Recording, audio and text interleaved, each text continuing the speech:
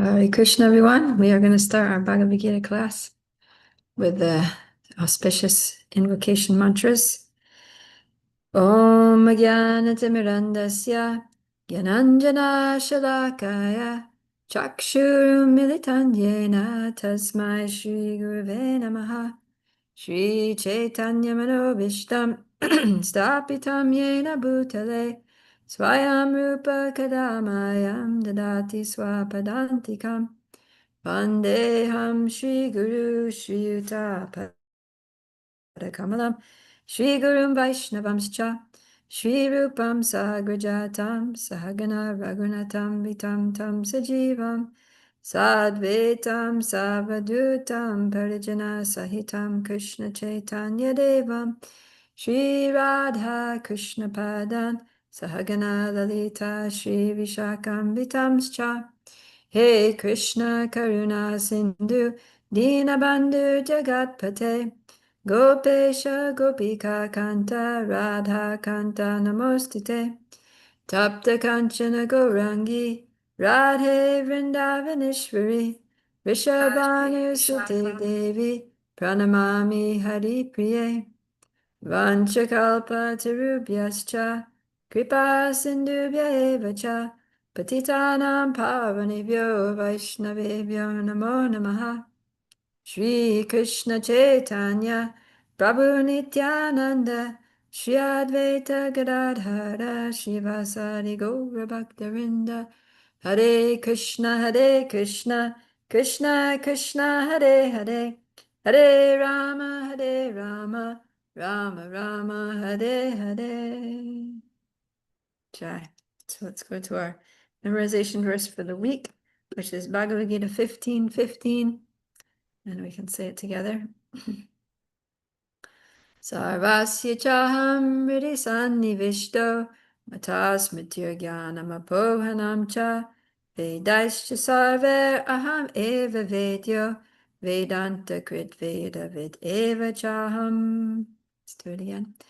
Sarvasya chaham ridi sannivishto matas mrityurgyanam apohanam cha Vedaischa sarver aham eva vedyo Vedanta krit veda vid eva chaham. And the translation song. I am seated in everyone's heart, and from me comes remembrance, knowledge, and forgetfulness by all the Vedas. I am to be known. Indeed, I am the compiler of Vedanta, and I am the knower of the Vedas. Jai. All right, so now we shall begin. We left off in chapter 18. Chapter 18 is entitled The Perfection of Renunciation. And let's see. Oh, which verse did we leave off on? Oh yeah, we read about the 5 causes for the accomplishment of all action. Whatever right and wrong actions are caused by these factors. Okay, we're going to start on 17. So 18:17. Bhagavad Gita as it is by His Divine Grace, A.C. Bhaktivedanta Swami Srila Prabhupada Ki Jai. Yasya naha krito bhavo buddhir yasya nalipyate hatvapi sa imalokan nahanti na nibadyate. Translation: one who is not motivated by false ego, whose intelligence is not entangled, though he kills men in this world, does not kill, nor is he bound by his actions. Purport. In this verse, the Lord informs Arjuna that the desire not to fight arises from false ego. Arjuna thought himself to be the doer of action, but he did not consider the supreme sanction within and without. If one does not know that a super sanction is there, why should he act? But one who knows the instruments of work, himself as the worker, and the Supreme Lord as the supreme sanctioner, is perfect in doing everything. Such a person is never in illusion. Personal activity and responsibility arise from false ego and godlessness, or a lack of Krishna consciousness. Anyone who is acting in Krishna consciousness under the direction of the Supersoul or the Supreme Personality of Godhead, even though killing does not kill, nor is he ever affected by the reaction of such killing. When a soldier kills under the command of a superior officer, he is not subject to be judged, but if a soldier kills on his own personal account, then he is certainly judged by a court of law. I think we read this one yesterday, right? I think this was the last one we read. Anyways, I just saw a point here that we didn't talk about yesterday, which is interesting, which is that he says, if somebody, here, let me just, I'm gonna pin this thing here. Otherwise it looks weird on YouTube. Okay. Here we go. So, yeah, he says, if you don't know that there's a super sanction, then why should you act? In other words, the thing is that if you know that what you're doing is sanctioned by the Lord, is like approved by the Lord, you know, then it gives you more conviction in what you're doing, right? Otherwise, if it's just, oh, if it's just to me, if it's just only up to me to do this or do that or to do the other thing, then why bother? You know, it doesn't really matter what I do. It's just up to my whim. You know, like I don't need to continue with this. I just decided to do it because I liked it, but now that I don't like it, I'll just decide not to do it.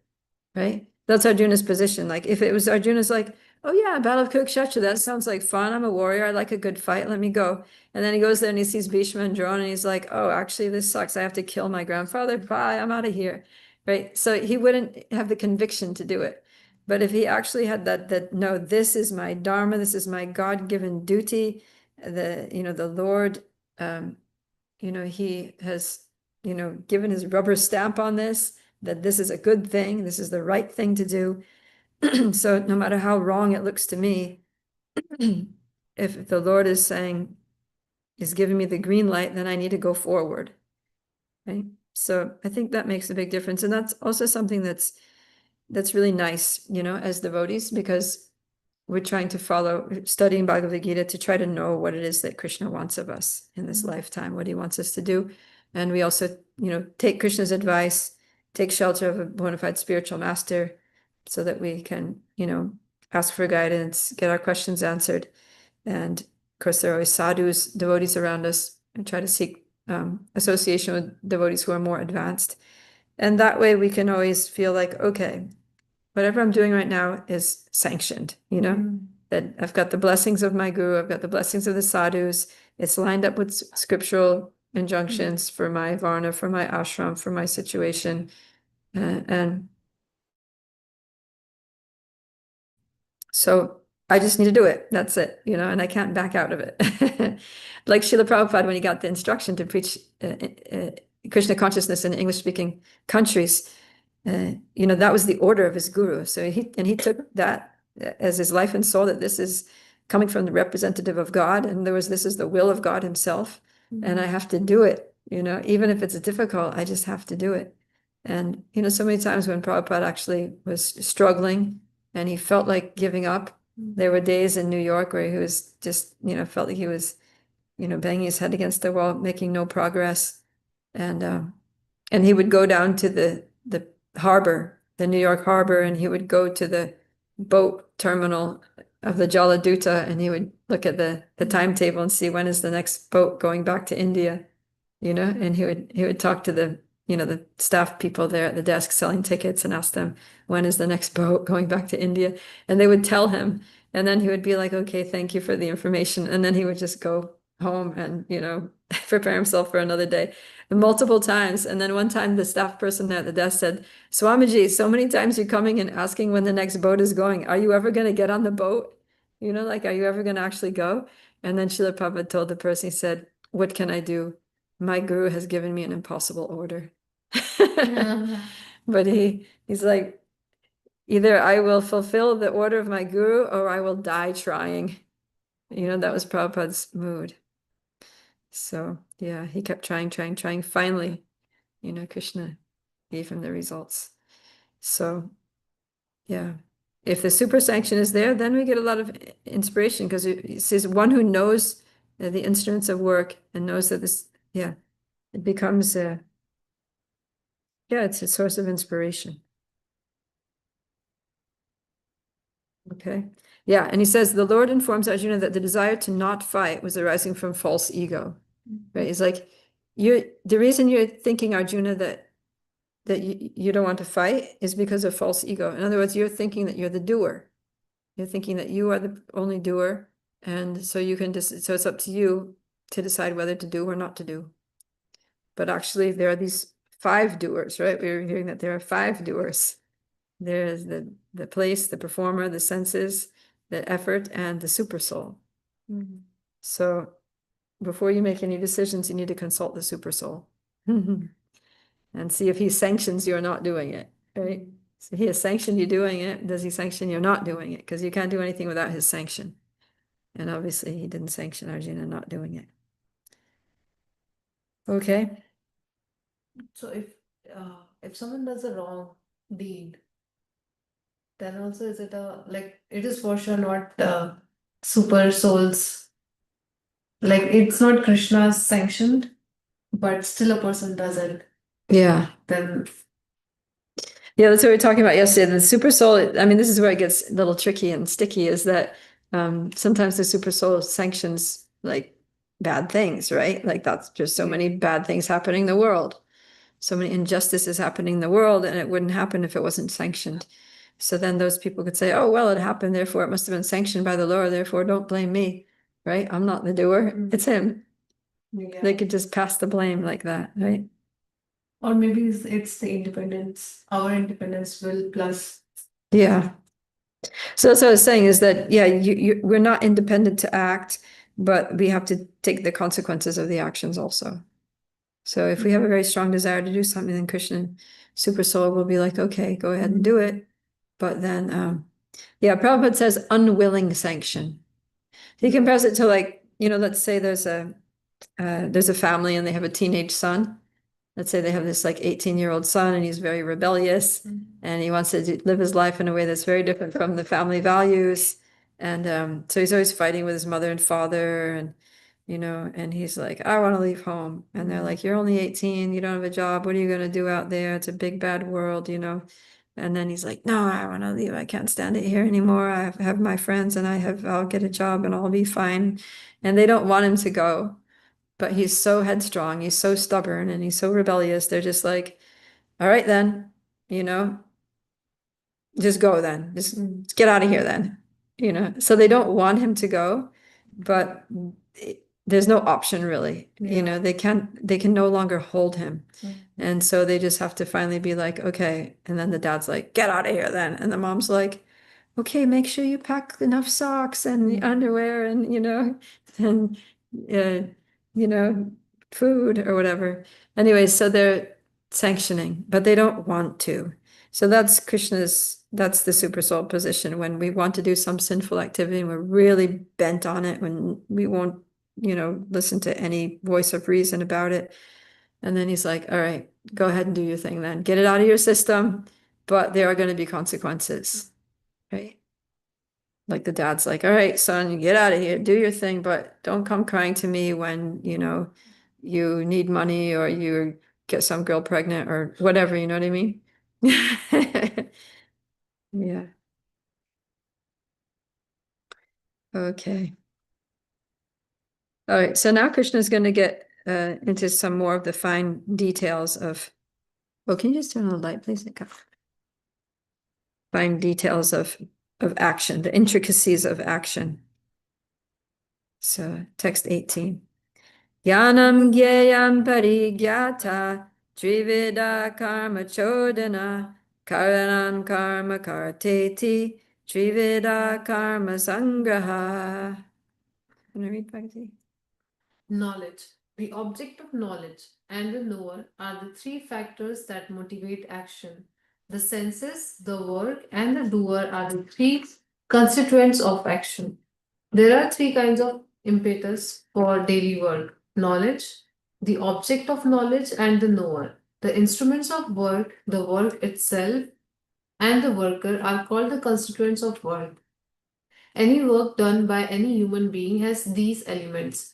Before one acts, there is some impetus. which is called inspiration. Any solution arrived at before work is a subtle form of work. Then work takes the form of action. First, one has to undergo the psychological process of thinking, feeling, and willing, and that is called impetus. The inspiration to work is the same if it comes from the scripture or from the instruction of the spiritual master. When the inspiration is there and the worker is there, then actual activity takes place by the help of the senses, including the mind, which is the center of all the senses. The sum total of all the constituents of an activity are called the accumulation of work. Thank you. Okay, yeah. So Krishna is saying that there are 6 different things that are at play with any kind of action. So 3 of them are the psychological components of action, and then the other 3 are the actual physical components of action. So the psychological components are the inspiration. Right? If we're not going to do anything if we're not inspired. So the inspiration needs to be there, or the motivation. And so these 3 things, knowledge, the object of knowledge, and the knower, are the inspiration that motivate the action. And then, okay, now I'm all inspired, I have this desire, and I'm fired up, and I really want to do something. So then the constituents, or the mechanics of action click in, and that is the senses, the work, and the doer. Okay, so I give a good example here in the Living Gita about this. So let's say, example I give is that there's a group of backpackers, and they want to climb a mountain called Mount Fuji in Japan. Okay, so in Japan there's a mountain that's very famous. It's called Mount Fuji. So now, how does that action come about? So first of all, there has to be some impetus, right? Some inspiration, and it all starts with knowledge, right? So that's the first psychological factor of action, is you need to know. You need to know that there is a mountain called Mount Fuji, that this mountain exists, right? And that it's a good mountain to climb. If you don't know that the mountain exists, you're not going to climb it because you don't know it exists. So why would you get that? You don't even, right? Okay, so there's the mountain, and there's knowledge of its existence. So that's the first thing, is gyayam, knowledge. And the next thing is jnanam, knowledge. Gyayam is the object of knowledge. So the object of knowledge is the thing itself. So yeah, Mount Fuji itself, with all of its attractive features, right? So then there's like all the basically the characteristics of the mountain. So first of all, you know that it exists, and now you know about it itself, that it's got nice trees, it's got some rocky cliffs, it's got some waterfalls, or whatever, whatever it has that make it attractive, and then you become more interested in climbing it. And then the third impetus is the knower. So that's the person, right? The thinking, feeling, willing person who makes a conscious decision to climb it. So yeah, the mountain may be magnificent. They may know all about it, but if there's not a person desiring to climb it, then no one's going to climb it, right? So all these things need to be there. Okay, so those are the inspirational psychological parts of it. Then there's the 3 mechanics of action. So that's karanam, karma, karteti. So that's the means, the effort, and the doer. Yeah, that literally means the means, the effort. That was probably translated, the senses, the work, and the doer. Yeah. Oh, the other one was the knower. Yeah, knowledge, the object of knowledge, and the knower. And this is the senses, the work, and the doer. So yeah, so first of all, there's the means. So the means is, okay, now back to the example of Mount Fuji. The means is, how are they going to climb it, right? Are they going to just walk up? Are they going to go by donkey? Are they going to, take a car or whatever? Which path are they going to take? Which gear are they going to use? So that's all the means. That's all the first thing, which is karanam. And then karma means the actual work, the effort that goes into climbing it. So even if they have all the best equipment, and whatever, they're not going to climb it if they don't actually try, they have to put one foot in front of the other and actually get up the mountain, the effort. And then karteti is the doer. So again, the person has to do it. So first the person has to know about it. So we need the person to know, and then we need the person to actually do it. So then this is kind of the tricky part, because it looks like the backpackers are doing all the action, right? But actually Krishna says that if you think that you're the doer of your activities, then you're bewildered by false ego, right? That's what he's just telling Arjuna, that you think you're the doer and you're thinking that you can choose whether to do or not to do, and that's your bewilderment. So, yeah, so if you think about it, our senses, we're gonna climb the mountain with our bodies, right? Using our bodies basically. But our legs, our feet, our arms, our eyes, these things are all just inert matter. They don't do anything by themselves, okay? Actually, it's Krishna who energizes and empowers our bodies and enables them to function. So then only with the help of the power that we get from the Lord are we really able to do anything. So then there are two doers. There's really two doers. The first can be called the initiator doer, who desires to do something and makes the effort to do something. And then the Lord is the primary doer, who actually enables it, who sanctions it and enables it. Right? So, okay, so now I have another example to explain this. There's two doers, the initiator doer and the primary doer. So let's say there's a 4-year-old boy, and his father does weightlifting at home. So he has these big barbells. He's got like 100-pound barbell there on the floor in his workout room. And so little boy goes in there, he's only 4 years old. He puts his hands on that big barbell and he's trying to lift it. And he's like, and he can't even get it like, half a centimeter off the floor. It's just like it's like, 5 times his body weight or something. So he can't lift it at all. And then his father comes up from behind him and puts his hands on the barbell, and the barbell comes up, and then the little boy is standing there like, look at me, I'm so strong. Okay, so then the question is, who lifted it? Who lifted the barbell? Pragati's saying the father lifted it. What do you guys think? Is it the father or the boy? Yeah, the child was in like just a holder. Like Yeah. but actually it was lifted by his Okay. So the thing is that the boy's thinking he lifted it, right? Because he went there but he couldn't have done it without his father's help. But the father is thinking that he lifted it, but he wouldn't have lifted it if the boy hadn't desired it to be lifted, right? If the boy was just sitting on the sofa watching TV, the father would have passed through and he would have never lifted the weight. So the answer is really that it was both. There are two doers. So in this example, the boy represents us, right? We have the desire to do something and we're trying to do it, but we're actually powerless to do it. And then the father represents the Lord, who, understands our desires, sanctions them, and then makes them happen by his inconceivable energies. So yeah, like Krishna said in chapter 7, that I'm the strength of the strong, I'm the intelligence of the intelligent, I'm the ability of the able. So if we think that we're doing things by our own power alone, then we're not seeing things as they are. So yeah. So it's interesting to look at it that way, right? Yeah. So is it like for all the bad things, maybe we also do sometimes, because like we desire so much that Krishna says, okay, I will help you, right? Yeah. But then we just have to accept the karma that goes with it. That's all. And if we surrender to him and then we desire, then he will like, okay, no, and he will stop us. Yeah, that's what he does. Yeah, Krishna's good that way. So if we surrender to Krishna, we tell Krishna, I want to give up my bad ways, my old, whatever, you call it, my old ways, turn over a new leaf, start a new life, and be a good person, become a pure devotee.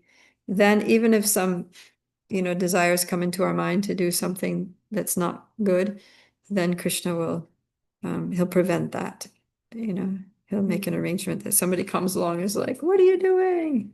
Like, actually, it was really funny. One time, Yeah, when I was out on book distribution, I was a brand new devotee. Literally, I had just literally like met the devotees like a few weeks before, and I had moved into the temple, but I was like really I was just very new, very green. Because when I moved in the temple, I moved in the first day that I came. I didn't like spend, 6 months coming to, some preaching programs or Sunday feast and reading Bhagavad Gita and chanting rounds before. I just literally the first day I came, I just moved in. I didn't know anything or I was doing nothing. So then anyways, I started going out on book distribution, and I was going out with this two other girls, and one was initiated already, and she was pretty steady. She was a good devotee, and the other one was not. She'd only been around for maybe 3 months, so she was also super new, and she also came from a little bit of a heavy background. So then we were on book distribution. We were in England. So we were there in some town in England, and it was a really miserable day. It was overcast and a little bit rainy and cold. And the people were super grumpy. Everyone we approached, they were just like, get out of here. No, not interested. Go away. Leave me alone. Everybody was just rejecting us. It was just like a rejection after rejection, and everything was just miserable. And then, so the girl who was new, her name was Fanula. Vanula came over to me and she's like, "Hey, how are you doing?" And I said, "Terrible. It's like the worst day ever." And she's like, "Yeah, I'm also having a really bad day and the weather's bad. I wish we could just go inside and relax somewhere." And then she said, "You know what? I'm feeling like just going down to the pub."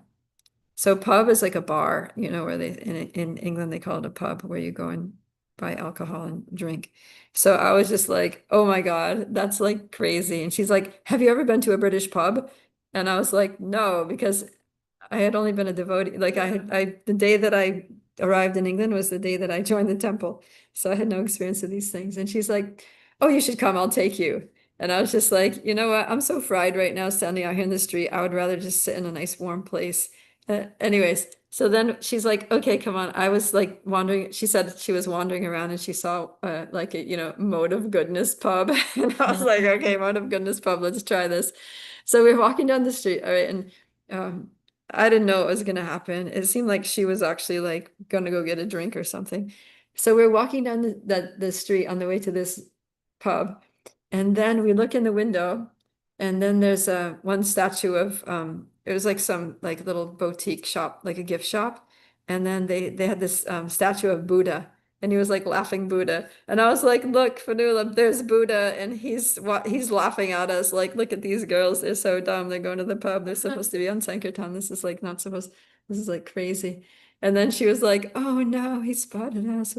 And then she's like, he's laughing at everyone, don't worry about it. So then we kept walking, and then we came to another place. It was like a perfume shop, and they had like flowers and perfumes and whatever, and they had incense too. And then there was a packet of incense. It was spiritual sky incense, which was like devotee business incense, and it had this nice picture of Krishna playing his flute. And I was like, all right, now it's Krishna. What do you have to say about that? Krishna is seeing where we're going. He knows everything, and he's like, stop. So it was like, I felt like it was, it was all arranged by Paramatma. And he was like, all right, you girls, like, I'm not gonna let you do this. I'm gonna just like let you know that I'm seeing everything. You're not getting away with this. And so, yeah. So, yeah, after you decide to be a devotee and you want to do some nonsense, then Krishna, he steps in, he intervenes, and he's like, wait a minute. I don't think this is really what you want to do. Unless we're very, very determined, we may be very, very obsessed with that object of the senses, whatever it is. And in that case, Krishna, again, he'll be like, okay, unwilling sanction. Right? So we don't want to keep pushing Krishna into sanctioning things that he's unwilling to sanction. Right? That's not the basis of a nice relationship with Krishna. Right? If somebody is always just like pushing your boundaries and making you agree to things that you're not comfortable with, that's not a good relationship. That's actually like a toxic relationship, right? So we don't want to have that kind of relationship with Krishna. We want to be like, okay, Krishna, let's, cooperate. I know what pleases you, you know what I need, and I trust you to guide me, and I'm going to do my best to please you. And then we get a nice relationship. Okay, any thoughts about that? The two doers, different factors of action, and With this, I really linked a point when people they just say that no, if Krishna wants, everything will happen, and they don't do anything. And here you said that the boy will never able to lift up the dumbbells if you do not desire. if you don't try. Yeah.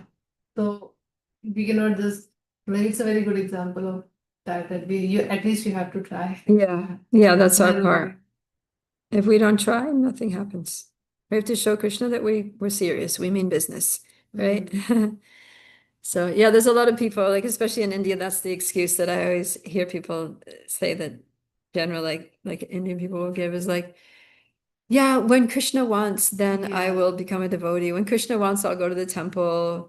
It's not happening, so I guess he doesn't want it yet. I'm waiting for his cue, right? When he pushes me to stop eating meat or whatever, then I'll take that step. But it's like, no, Krishna's waiting for us to take the first step, right? It says, Prabhupada said that for every step we take towards Krishna, Krishna takes 10 steps towards us. So he reciprocates so much. And he's so happy, you know.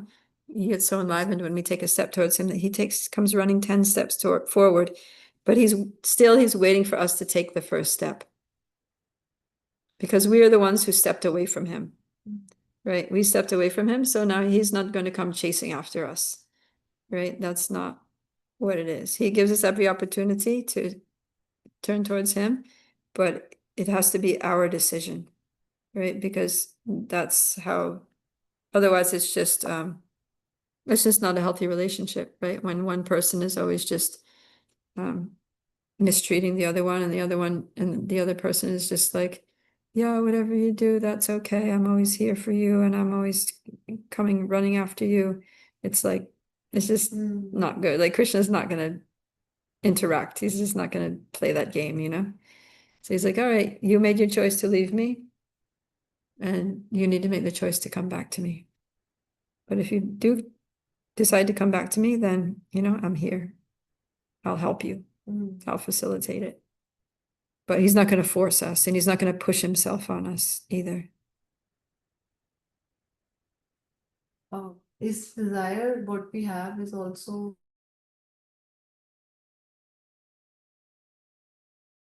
Desire is free will. Yeah, we have our free will. So we can desire whatever we want, right? I mean, there are things that influence our desire, and Krishna might help us. You know, if he sees that if he sees that we want to be devotees, and yet we have desires that are opposed to devotional service, then he might, there's different things that he can do and may arrange to help. Like he might put us in association with people who maybe they had similar desires and they pursued those desires and they just got frustrated and burnt out and, you know, miserable as a result. And then they'll tell us, oh, I wanted that same thing, and this is what happened. Or he might put us with people who are just very pure and just, you know, have a higher taste. And then we say, you know, I'm really interested in that. They'd be like, really? Why would you like that when you're gonna have the, and then they like, you know, by their example and their instruction, then we can desire differently. Maybe we can shift our desire to something higher. Or Krishna will let us go there, let us have the experience, and then we taste the bitter fruits. And then we no longer want that thing. You're like, no, I'm not going there again. Yeah. So in one sense, the main thing is we have to have our goal in the right place. Like if we have our objective that I want to serve Krishna, I want to reestablish my loving relationship with Krishna, I want to be a pure devotee of Krishna, then and we just take shelter of Krishna and trust him, then he's going to take care of all these little things. We don't need to be in so much anxiety about our desires and our anartas and our things. You know, he will he'll help us in different ways. It's good to be introspective and things, but we don't need to get like hung up on it. We don't need to overthink it. We just put our thinking energy into thinking how to please Krishna, how to please devotees, and don't focus so much on all of our own darkness and, the dark side. Just look at Krishna, the right side, and let him turn the lights on, drive the darkness away. Okay. All right. So, yeah. So I was thinking that, if you stop and think about it, that if Krishna enables us, if he empowers us to act even in ways that are contrary to his desire, then how much more he's going to facilitate when we choose to act according to his desire. Right? So we see people who are doing all kinds of like really nasty, sinful, right? They're actually getting a lot of money, they're getting a lot of like position and fame and things. And so imagine if we try to do something wonderful for Krishna, how much more he's going to help us. And we could see this. Yeah, like Prabhupada, right? I mean, who crosses the ocean at the age of 70, goes to a country where you've never been before with no money and starts a worldwide movement? It's like Just in a few years. Yeah. It's pretty crazy. It's a very good. Mhm. Okay.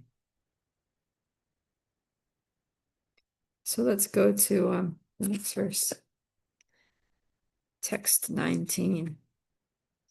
Dhyanam karma cha karta cha tridaiva guna bedataha prochite guna sankyane yatavach nutanyapi. Do you want to read Chaitanya?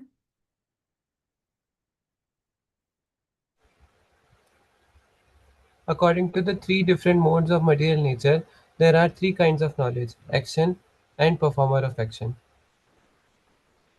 Now hear from of them from me. Purport.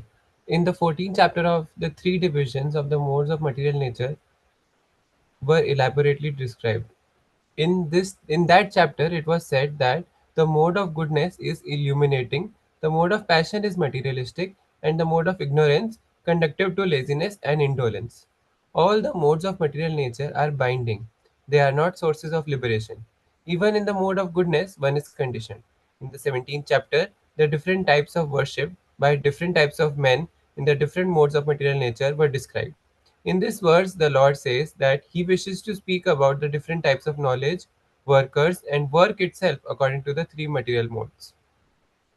Okay, yeah, so we heard about the three modes. We've been hearing a lot about the three modes and different things in different modes. And now to that list of things, Krishna is going to add all the things that we were just talking about, right? In the last verse, he was saying there's jnanam, gyayam, and karma and karta. And now he said, now we're going to see how gyan, knowledge, can be in goodness, passion, and ignorance, how karma, action, can be goodness, passion, and ignorance, and how karta, the doer, it can also be in goodness, passion, and ignorance. So first he's going to describe knowledge. So let's hear about that. Text 20. Sarvabhuteshu yenaikam bhavam avyayam ikshate avibhaktam vibhakteshu tajjnanam vidhi sattvakam. Alia, would you like to read text 20? That knowledge by which one undivided spiritual nature is seen in all living entities, though they are divided into innumerable forms, you should understand to be in the mode of goodness. Purport. A person who sees one spirit soul in every living being, whether a demigod, human being, animal, bird, beast, aquatic, or plant, possess knowledge in the mode of goodness. In all living entities, one spirit soul is there, although they have different bodies in terms of their previous work. As described in the seventh chapter, the manifestation of the living force in every body is due to the superior nature of the Supreme Lord. Thus, to see that one superior nature, that living force in every body, is to see in the mode of goodness. That living energy is imperishable, although the bodies are perishable. Differences are perceived in terms of the body. because there are many forms of material existence in conditional life. The living force appears to be divided. Such impersonal knowledge is an aspect of the self-realization. Thank you.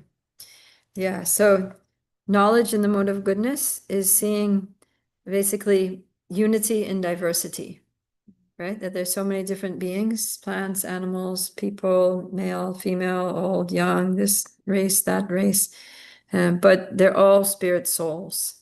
So in the heart of every living being, there's a soul, and those souls are qualitatively the same, and even qualitatively the same with Krishna, but quantitatively different. So in the mode of goodness, we focus on what we have in common. Right? We focus on the unity, the harmony.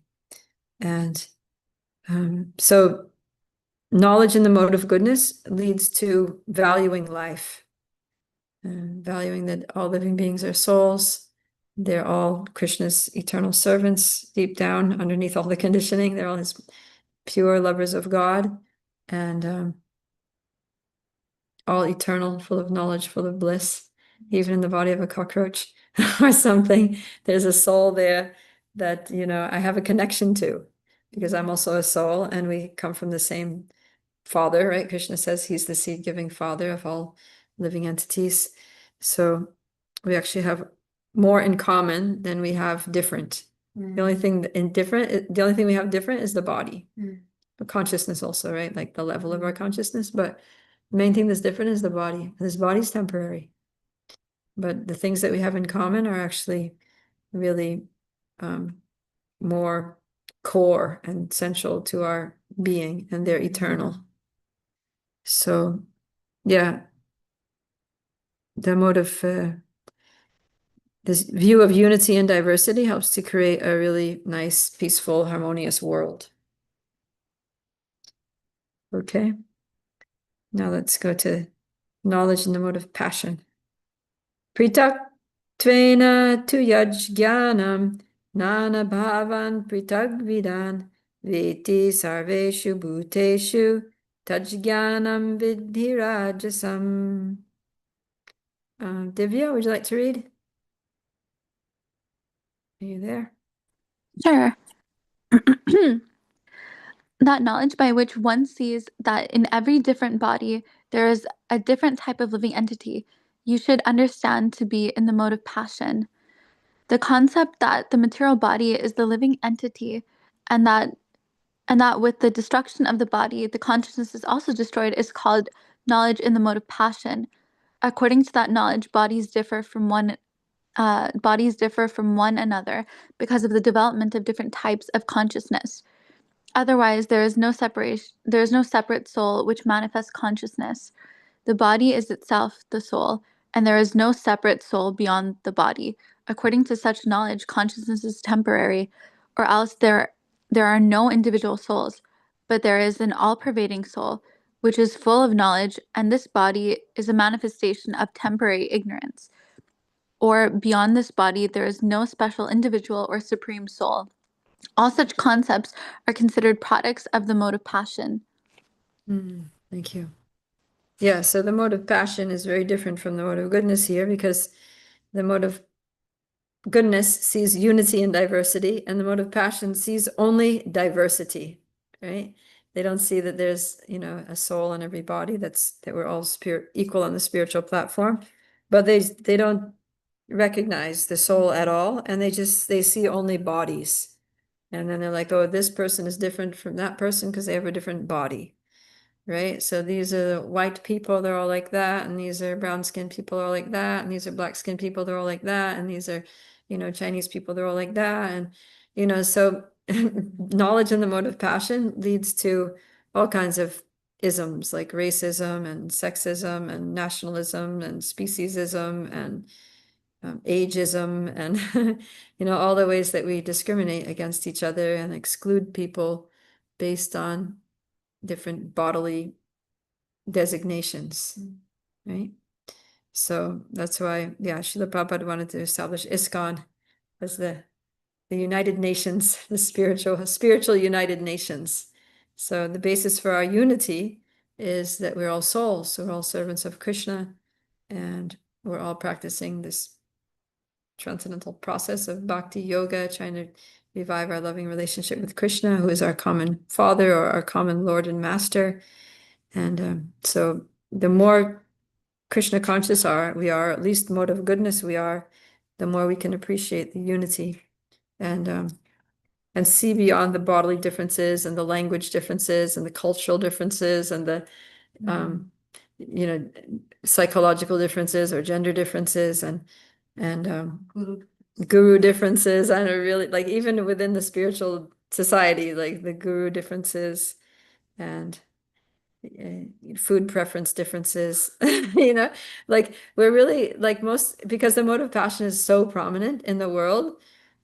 It's really strong even within ISKCON. There's so much of this mode of passion vision that's focusing on the differences, right? So yeah, and the problem is that we don't just see, I mean, obviously the differences are there and we can't ignore the differences, but the trouble is that we see the differences and we judge and discriminate and put people down on the basis of differences. Like we tend to dislike people that are different from us, right? Or keep a distance from people who are different from us because, oh, they're different. They're like another species, you know? Like they say, women are from Venus and men are from Mars. It literally makes them seem like they're two different species, you know? It's like I mean, there may be some helpful aspects too. Women and devotees. Yeah. You're right, that's even worse. So yeah, we have to rise above the mode of passion, come to the mode of goodness, and then we can actually have a beautiful, unified spiritual society where devotees cooperate nicely together, and there's a mood of inclusivity. Yeah, inclusivity and respect for everyone. And it's not that we want to make everybody one, because we also appreciate the diversity. We appreciate that some people like this kind of food and some people like that kind of food, and some people do kirtan this way, and that's nice because variety is the mother of enjoyment, right? Krishna likes variety, and that's why he makes us as individuals. He doesn't want us to all just merge and become one. He likes some spice. Yeah, he has different tastes, and different devotees have different talents and skills and ways of serving, and that all those different flavors, it creates different flavors which give pleasure to Krishna. So we don't want to annihilate the differences and just make it a melting pot where everybody's the same. But at the same time, we don't want to discriminate and judge and ostracize, exclude people because they're different in some way from us. So it's a fine line, right? Yeah, sometimes I use the example of a vase of flowers, right? Like if you have a vase and it has all the same color and same type of flower in it, it's not so pretty.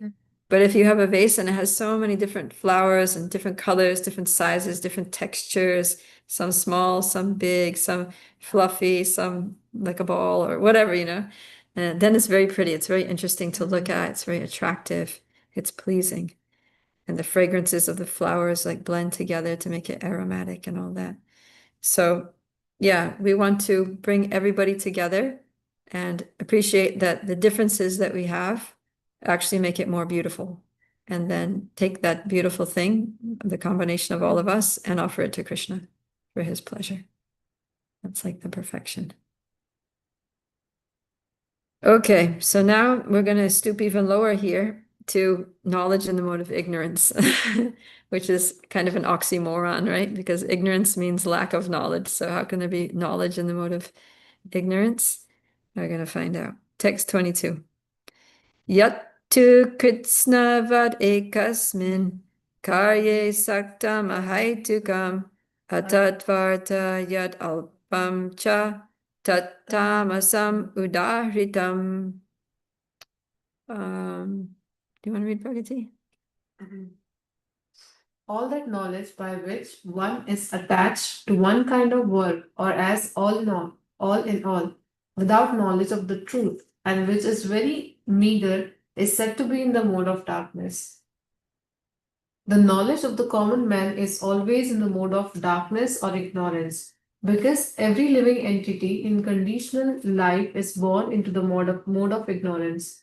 One who does not develop knowledge through the authorities or scriptural injunctions has knowledge that is limited to the body. He is not concerned about acting in terms of the directions of scripture.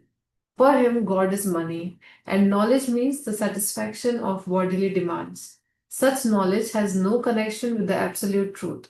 It is more or less like the knowledge of the ordinary animals, the knowledge of eating, sleeping, defending, and mating. Such knowledge is described here as the product of the mode of darkness. In other words, knowledge concerning the spirit soul beyond this body is called knowledge in the mode of goodness. Knowledge producing many theories and doctrines by dint of mundane logic and mental speculation is the product of the mode of passion. And knowledge concerned only with keeping the body comfortable is said to be in the mode of goodness, ignorance. Yeah, thank you. So, yeah, knowledge in the mode of ignorance is very meager, right? The Sanskrit word is alpam. Alpam means little, right? In other words, there's little knowledge. In the mode of ignorance, people don't have a lot of knowledge. So first thing about knowledge in the mode of ignorance is there's not much of it out there. And even the knowledge that they do have in the purport, Prabhupada is like knowledge, right? With the quotation marks, that so-called knowledge of the common man in the mode of ignorance is it's not really knowledge at all.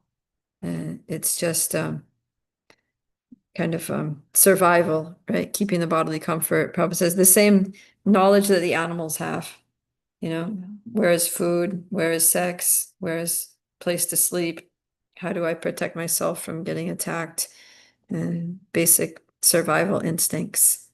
That's basically the knowledge. And another thing Krishna says here is that knowledge by which one is attached to one kind of work as the all in all. So this is, they see only one way of doing things. And people who are like my way or the highway kind of people, that's like, they know something, but they're very close-minded, very just like that. That's ignorant, mode of ignorance knowledge.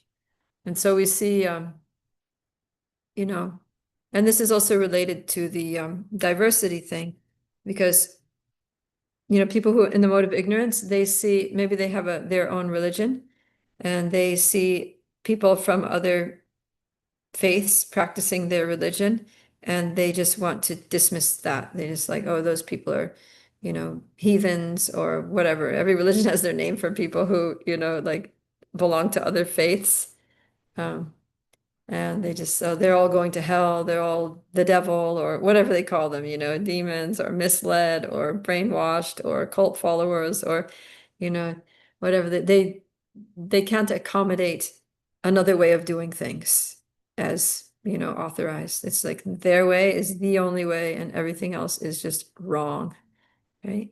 And in regards to religion, in regards to philosophy, in regards to lifestyle, right? Like everyone, for example, food, people have a certain type of food that they eat, and they think that people like who have other diets, it's wrong, you know?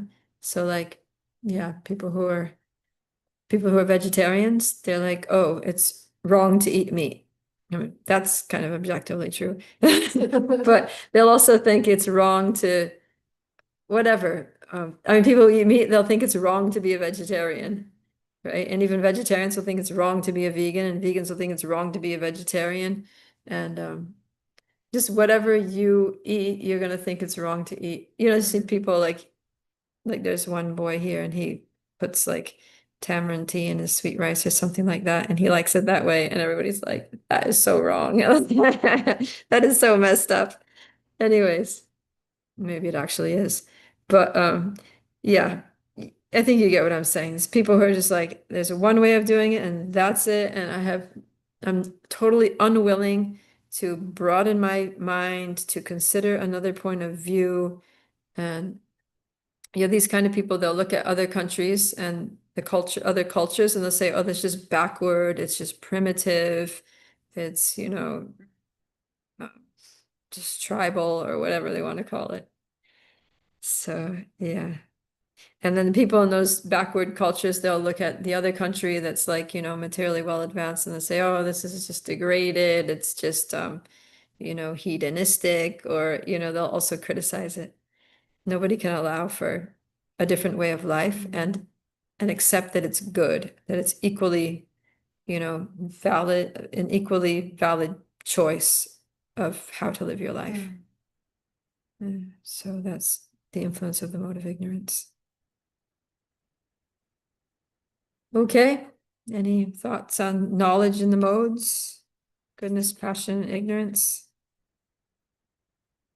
Basically, can we say that like just it is mode of darkness and ignorance when we see people with our own perspective and push what we think is right and see them as the everyone is super soul, or like everyone has this living force in them, which is the super soul. Soul and the super soul, right? Yeah, so I guess we can kind of summarize that the more, broad-minded we are, the more open we are to others' perspectives, the more we value other people and animals and plants as spirit souls, as, spiritual beings who are dear to the Lord, just as dear as we are, right? It's not that, we're the special chosen ones, and all the other plants and animals and out there are that God doesn't care about them, right? He loves us all equally. So yeah, the more we see it that way, and the more we embrace others, and of course, it doesn't mean that we treat everybody the same, right? It doesn't mean that, like, there's that verse from chapter 5 that says that the humble sage, by virtue of true knowledge, sees with equal vision the Brahmin, the cow, the elephant, the dog, and the dog eater, right? So it doesn't mean he treats the Brahmin the same way as he treats the dog, right? He's going to offer respects to the Brahmin. He's going to give some donation to the Brahmin. And then, the dog, and he's going to sit down and ask the Brahmin to, speak and give him some advice and teach him something, spiritual knowledge. And then the dog, he's going to, give a leftover chapati to or something. So like that. So, but at the same time, it doesn't mean that he sees it. If he has spiritual vision, he won't see the dog as less valuable a being as the Brahmin. He'll see that this dog is, the soul inside this dog is also dear to Krishna, is also equally valuable. Just that he's now in a certain material situation because of his conditioning. So I need to interact with him in a different way. So like that, we respect and honor and care for each other in ways that are appropriate to the body. But we also see that the person or the being, the living entity, is not the body, is beyond the body, and that as souls we're all equally valuable and yeah. This thing like this reminded me of one of the lecture where they say this. Yeah, a Vaishnav, they see everyone equally, but it doesn't mean that they act everyone equally. Yeah. If you're seeing three women, like your sister, mother, and your wife, so you see them as a super soul, but you do not act same way with everyone. Like you do not treat your mother as your wife or your sister as your Yeah. wife. So you act differently as per your relation, Right. and you see them equally. Yeah. Yeah. Yeah, that's a good example. Yeah, so like that, the person who actually has vision, they see both, right? They see the unity and they see the diversity. Yeah. Oh, you came a little late. Okay, anything else? Any thoughts, Chaitanya? Yes, go ahead. Yeah, yeah, I was just on the topic that we were just speaking about. So I was so one time one person asked one question that how, like, who is a Vaishnava, and then the answer was that everybody other than us should be treated as a Vaishnava, but we should not act the same way to everybody, all the Vaishnavas, because Vaishnavas also have the different grades, like there's Kanishta Adhikari and then Madhyam Adhikari and Uttam Adhikari, and then we should Yeah. act according to their stature. And maybe we have to avoid some people who are future Vaishnavas, but now they will harm you, so you have to avoid them. But Yeah. if somebody is Paramhans Vaishnava, and then you have to go serve them. So like this, you have to be different in your dealings. Yeah, good. Yeah. So we should respect all souls, but some we respect from a distance, and some we respect by befriending them, and some we respect by serving them, and like that. So yeah, we have to do things appropriate to position. Great. How about you, Alia? Any thoughts?